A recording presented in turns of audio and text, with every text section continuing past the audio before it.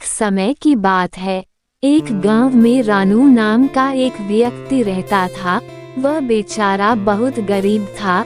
एक दिन रानू रात में आराम करने के लिए लेटा था और वह सोचने लगा कि मेरा परिवार गरीबी के कारण चलने में मुश्किल हो रहा है।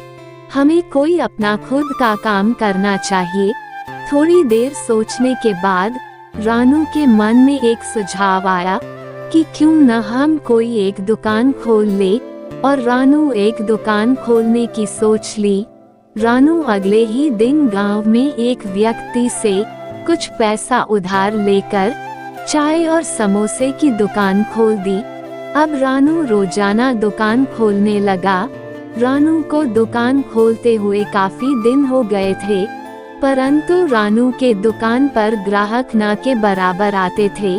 ये सब देखकर रानू उदास हो जाता और सोचने लगता कि हमको दुकान खोले काफी दिन हो गया है, परंतु मेरे यहाँ दुकान पर कोई खास ग्राहक नहीं आते हैं। फिर रानू के मन में तरह तरह के विचार आते थे कि हम दुकान बंद कर दे, लेकिन रानू ने हिम्मत नहीं हारी और दुकान रोजाना खोलता रहा।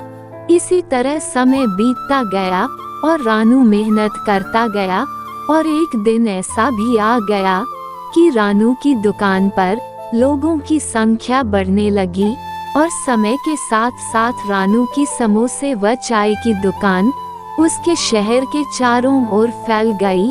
अब रानू की दुकान पर रोजाना दूर दूर के लोग आने लगे।